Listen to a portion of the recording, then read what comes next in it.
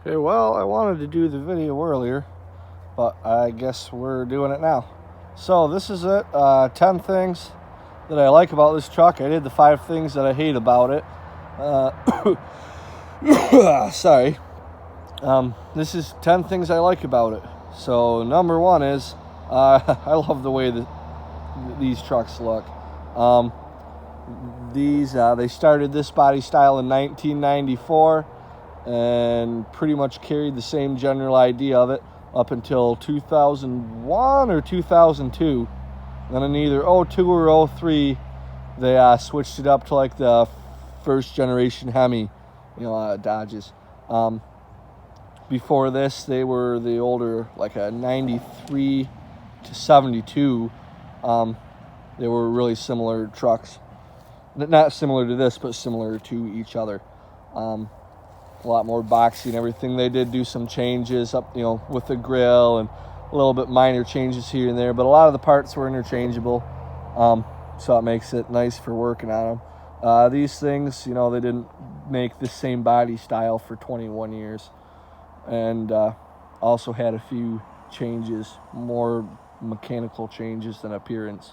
So it's kind of hard to swap out some parts on this generation of Dodge, but that's not a big deal. They're still a damn good looking truck. I got my list here. Okay, yeah, second thing. This one's 2-wheel drive, so it's going to ride a little bit smoother in a 4-wheel drive, independent suspension versus the whole straight axle or twin I-beam. I forget what exactly it was that the 4-wheel drives of this generation had. But they're, you hit a bump, you're going to feel it. They are an older truck. But really, they're not that bad. Compared to my 87 Dodge, which was also a 2-wheel drive. And that thing didn't ride bad either. But this definitely is a bit smoother than that.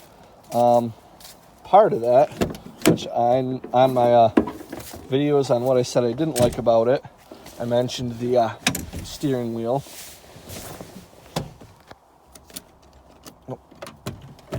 Yeah, the steering wheel. Don't really like the spokes a whole lot.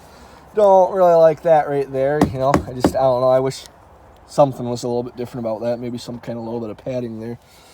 It's kind of a mess in here. It's a work truck. But no, seats actually pretty comfortable. They slide around pretty good and it's not hard. The back seat also a mess, but the back of the cab's actually got a decent bit of room. For example, like up front here, I am about 6 foot, give or take a few inches, and about like 185, 190 pounds. And my younger brother, he's like 5'7" or so. And I've got plenty of room up here. I got plenty of room to move my feet around and everything. And he can sit, and the seat's not even all the way back. So he can sit right behind me and be fine. If you're like 6'4", 6'5", you'll have no problem being comfortable in this truck. This thing's got a lot of room to move around in. And not only that, the seats are pretty comfortable. You can get a comfortable seating position. So that's, one thing that's really nice for some of the longer road trips, like highway driving or anything like that. And cruise control works. Come on. Trying to get my list back out. Not that I really have any specific order that I wanted to go in.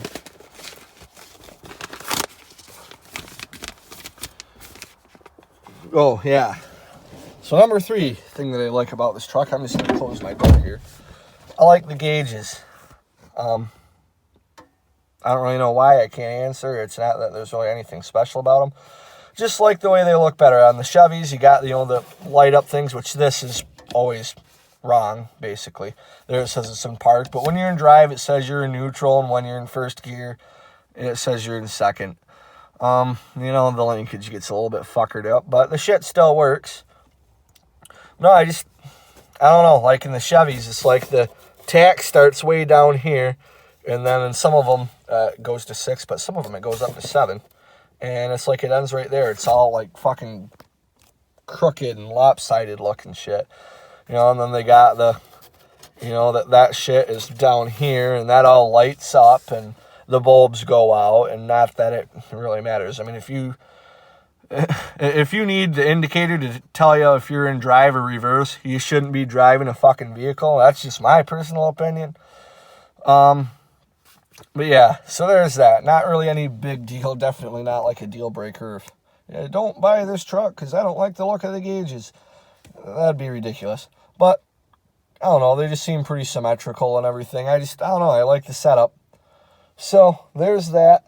Another thing I like about these trucks are the parts are fairly cheap. You know, the light switches and general interior parts. You go to a junkyard, a lot of the time they just give you that, you know, these knobs or whatever fall off, the dash and all that. It is kind of a cheaply made console. But I don't know. I can't bitch about them that much. They're a lot better than the 98 to 01 or 02 style, in my opinion. Just the way they look and built with better parts. On the later ones, this gets all cracked up there and massive fucking holes that like come all the way over here. Basically, your whole dash falls apart. And these ones down south where it gets really hot, I guess that happens a little bit every now and then.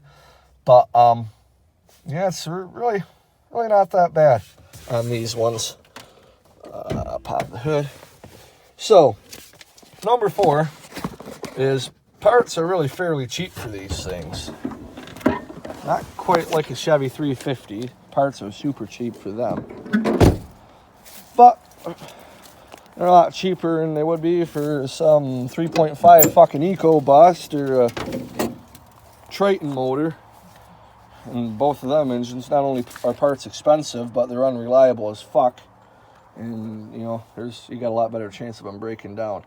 This right here, which that's not really that great of a system. I don't know if you guys saw my review on that. I'm not real happy with it, but it gets the job done better than the original breather box did. It was like $49 or something for this thing.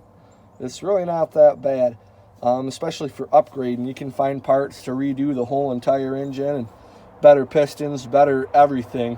And, you know, like all the older trucks, the parts really aren't that expensive. So that's one thing I like about them. And these really aren't that hard to work on. I mean, most of these wires and cables, you know, move around and shit. Which some of them, it almost seems like they should be a little bit tighter than they are. But it is what it is. But compared to some other things, you could spend a lot more time working on shit. And like I said, you know, they're reliable. The transmission, the 46RH, obviously that's not the best transmission in the world, but the 46RE, that's the bad one. The RHs really aren't that bad of a transmission. Yeah, you can't see none of that down there. I'm not crawling behind the fucking thing either, underneath it. I'm sorry, I'm not doing it. Too sore and fat and old. So yeah, number 6, reliability. And the 4-wheel drives, the suspensions and the front axle and all that, they have some front end issues. But on the 2-wheel drives, not really so much. And in the 4-wheel drives, it's not terrible. And that all, you know, goes back to the fairly cheap parts and not too hard to work on. It's really not that hard to upgrade the front ends in the 4-wheel drive 90s Dodges. Number 7 thing I like about this, and this goes for both the 360s, which is what this is, 5.9 liter 360 V8. They're a 90 degree engine, I believe. That looks like a 90. Because I know in the 60s they did the whole like 60 degree wedge engines. Pretty sure these are 90s. They look like a 90. I don't know. I'm pretty sure they're a 90. Anyway, that's besides the point. They make good power.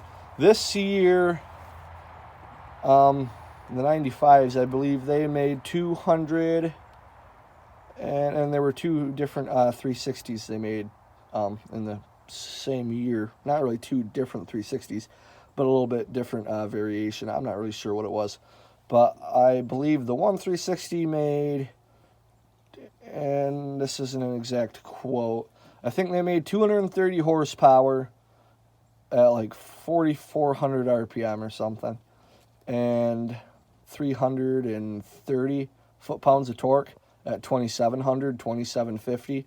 And then the little bit more powerful version, that made like 245 horsepower and 345 foot-pounds of torque. And what that did is it just kind of stretched out the power band a little bit, because the version that makes 345 foot-pounds of torque, that makes that power at, I think, 2,900. So where you would get your peak torque in one of the other engines at 2,700 RPM, no matter which engine you have, you're still making about that 330 foot-pounds of torque. Difference is in the little bit less powerful version is, you know, it holds that torque curve right up to about 3,000, then starts to slowly drop off until you hit about 3,700 RPM, then it really starts to drop off, where the more powerful version actually at 2,700 RPM is not peak torque. The peak torque actually climbs a little bit more to like 3,000, 2,900, 3,000-ish RPM, and then that really starts to drop off at 4 grand. Which one is which? I'm not really sure. This being the 3/4 ton, I would think that this would have the little bit more powerful version, because like I said, where I'm at anyways, and I know in some of the comments on my one video, y'all said that the V8s are the most common for the 3/4 tons, and then like the Cummins, and then the V10. Where we're at in Michigan, and anywhere in Michigan that I've ever been, I see way more V10s and Cummins for the 3/4 ton trucks than the V8s. So, being that, I don't know, from what I've noticed, the V8s being more the uncommon engine in these trucks, I would think that they'd put the more powerful 360 in. But I could be wrong on that. I could be wrong on all of it as far as which variation was the most commonly sold in the 3/4 ton. And this could be the less powerful 360. Then as far as the 318s go, they're just the same damn engine, different bore, different stroke. This is just a big brother to that. They're both super reliable. I know the older LA block engines, haven't really heard as many stories about the Magnums doing it, but a lot of them LA block 318s and 360s, they'll hit 600,000-700,000 miles without needing to rebuild. If you don't beat the shit out of them, and if you're really good at maintaining them, they'll go a long time. And the 318s are pretty powerful too. They're closer to 210 horsepower and like 310 foot-pounds of torque. Same thing right around, max horsepower, like 4,400 RPM, and peak torque about, I think the 318s do it at like 25 or 26, so like 100 or 200 RPM lower, which it really doesn't, it don't really matter. Honestly, if you got a 318 and that's straight up not enough power for you, the 360 is not going to be enough power for you either, really, in my opinion. When you're pulling a trailer, you don't notice the difference. You couldn't tell what's under the hood. Now, when you're completely empty and you put it to the floor, you'll know which one's the 360 truck. When you're empty, they do seem to have a bit more get up and go than the 318s do. But as far as pulling and doing work, like what you would buy a work truck for, I've never really been able to tell the difference. If you have a 318 and you're thinking of upgrading to a 360, honestly, I'd keep your 318 and maybe put lower gears in it. If you're, like running 355s in a 318 and it's not enough power for you and you want the 360, try throwing a set of 373s or 410s for your final drive ratio and your ring and pinion, and get a little bit more of that torque and see how that helps you. Of course, then you're running into the challenge where at 55 mile an hour, you're running a higher RPM than you once were, and it can get to the point where you're running a higher RPM than what your torque range is. If you're doing 4,000 RPM or whatever, okay, yeah, you've got really low gears, but your engine don't make a whole lot of power way up there, and so that's just about fucking pointless. So that kind of covered both 7 and 8. A lot of power. Like I stated, the on number 8 on my list is just the overall engine family. That's pretty much what we just talked about. Number 9 is, I like the way these fucking things sound. Maybe not so much with the stock exhaust, but they sound really good with a set of glass packs. They sound really good with like a Dynamax or any kind of turbo muffler. I have a thrush welded on this one, which I'm not going to crawl underneath the truck, but I've actually got a spare thrush welded muffler that I took off that IDI diesel and we pulled the engine out. It's a decent sized muffler. It probably weighs 15, 20, maybe even 25 pounds. But it sounds really good. It's solid. It can take some abuse. You can run into stumps or whatever, get hit with gravel. And They don't come apart at the seams. You know, they can get hot, and they're just a tough muffler. They sound really good, just good tone. When you really put it to the floor, they're pretty loud, but just cruising. You know, in overdrive at 65, if I'm not pulling anything, you can't even hear the truck run. It's like dead quiet until you put, you know, the pedal back down again. Then you get a pretty hellacious roar out of the rear end. So I like that. I like to be loud when I want, but when you're cruising, it's just kind of quiet, which for me, I don't really care. I like it loud when I'm cruising too. But this is kind of a family truck, you know. My mother uses it. I use it. When my little brother gets older and gets his license, he'll be using it to run my drunken ass down to the store for more beer. So, you know, and I'm not anti-police, but I like to just be left the fuck alone, especially by the police. And when I was 16, 17, oh yeah, get pulled over and be a smart ass with the cops because you know they can't do anything about it. And they really can't, but you get a little bit older and it's like, I just want to get where I'm going and get home. I don't want to fuck with the cops, man. So that was why I chose the muffler that I did. The 10th thing I like about this, and I know this might be a little bit confusing because it was the 5th thing that I didn't like about this truck, but the transmissions. And now I'm going to probably get back in the truck like this. The 46RH is substantially better than the 46RE for multiple reasons. They're just a lot more reliable. But it all really comes down to the kickdown. Say the AOD transmissions and the E4ODs in Ford, in my experience, and even like the C4s and C6s, well, mainly the C4s, because that was a small block transmission. The C6s seem to kind of, they don't kick down as easy because they were more paired up with stuff like the, the 400, well, not really the 400M. It's a 351M, which is really similar to the 400. Some people call it the 400M, and then some people will fucking crucify you for calling it the 400M. So there's that. But I like the C4s and the AODs and the E4OD Ford transmissions. For the most part, they were paired up to 302s and 351s. They can rev way higher than any of these Dodge engines. And not only that, but they make, the higher the rev, the more horsepower and torque they make. It's like they just, the torque curve just keeps on climbing, which is nice for a certain job. For what I do, I like the Dodges a lot more. The engine doesn't have to work as hard to get momentum. But at the same time, out on the highway, that's when that's when having a lot of torque at high end is really nice. When I was coming back up north from pulling the snowmobile and the Bolins and all that, we loaded up at about 35, including myself, probably 3,600 pounds. And I'm not going to get into all that shit because there's it's like 18-minute video at this point. It's going to be probably closer to 25. But I had to slow way down. There was a bunch of people passing me. I was only doing 65. Bunch of people passing me. Couple cars come on the expressway, and I don't know what the fuck they were thinking, but they slammed on their brakes. Well, not like slammed on their brakes, but slowed way down getting on the highway. So, of course, I had to slow way down behind them. Well, and then they went to pull over, and I'm like at the bottom of this hill. And then I'm looking up towards the top of this hill, and I just came down from the top of the hill. And in my rear view mirror up there, about a quarter mile back, there's a semi hauling fucking ass.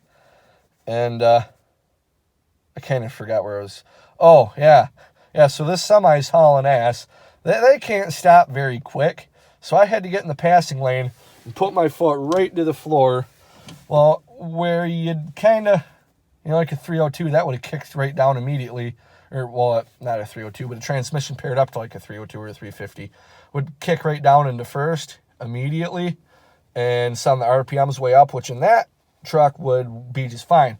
But with the 360s, you can't really do that because once you get really above 4,000 RPM, in first gear, it wouldn't really matter. You're going to make so much torque to the rear wheels in first gear that it doesn't really matter.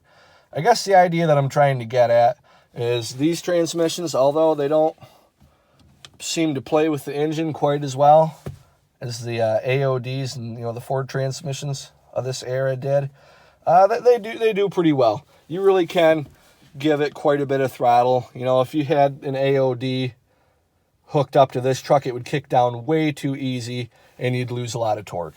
This, although like I said in my last video, I wish you could give it more throttle without it kicking down. It really... Dumbass. Well, anyway, you get the idea. The thing I like about these transmissions is that they play along with this engine pretty well. And you can build them. They're really not that expensive to rebuild. Yeah, the seats work. I've already been through that. So that's about it for this video. It would have gone a little bit longer if I hadn't been interrupted, but that's about it. So thanks for watching.